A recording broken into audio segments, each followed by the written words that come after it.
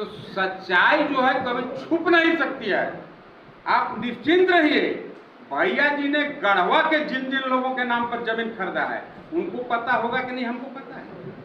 भैया जी ने जहां जहां निवेश किया है हमको पता है।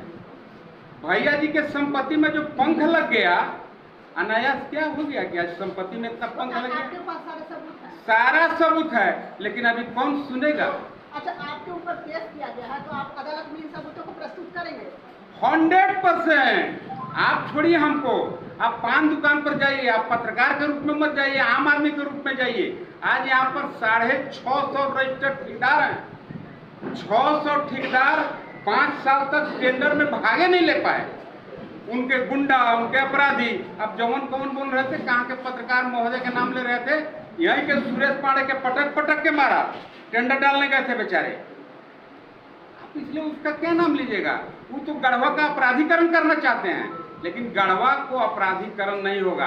आप ये बात सुनते होंगे, आपका भी तो जमीनिया सुन रहे थे कि खरीदे खरीदे कर रहे हैं, खरीदे कि नहीं खरीदे। बच के रहिएगा, ईमानदारी हम कर रहे हैं। आप बढ़िया लाइन में चल आए हैं, इसलिए आपका नहीं कर देंगे।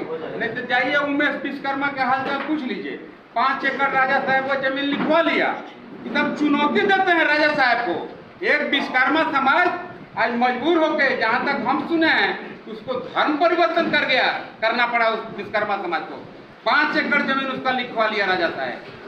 अपन नाम पर नहीं लिखवाया, रानी साहब के नाम पर लिखवा लिया कि 8 लाख में खरीद रहे हैं। और उसको क्या बोला था कि 5 एकड़ जमीन तू दान दो गवर्नर के नाम पर, इसमें कॉलेज बनेगा, तुम्हारा पिताजी के बाहर में मूर्ति लगेगा, और तुम्हारे परिवार के सभी लोगों को उस कॉलेज में लेक्चर, और जो प्यून लाकर प्यून, जो किरानी लाकर किरानी के नौकरी दिया जाएगा। अगर आपको पता नहीं होगा तो जाइएगा, वो विश्वकर्मा का नाम भी आपको बता दे रहे हैं। कौन विश्वकर्मा है जो विश्वकर्मा स्टूडियो वाले? उमेश विश्वकर्मा, आप ही के समाज के हैं। आप ही सवाल हम तो हम आपसे पूछ रहे हैं, उमेश विश्वकर्मा के आजकल क्या हालचाल है? तो हम ज्वाइन कर लिए हैं कि कर लिए ना। आप नहीं समझे, लोहे ना लोहा के काटेगा। राजा साहब भी चोर है तो चोर के शरण में जाएंगे तो हो सकता है कुछ पंचायती हो जाए। तो आपको तो पता होगा कि क्या जजमन देकर के जमीन लिखवा दे राजा साहब। दान पत्र कहे और लिखवा दिए बिक्रीनामा। ये आदमी जब गया 7 साल के बाद कि आप जब कॉलेज वहां नहीं बना है तो हमारा जमीनिया फेर लीजिए। कहा कि तो बौरा है, 8 लाख में बेच ले है, ये तो बिक्रीनामा है। आह लगेगा कि नहीं लगेगा?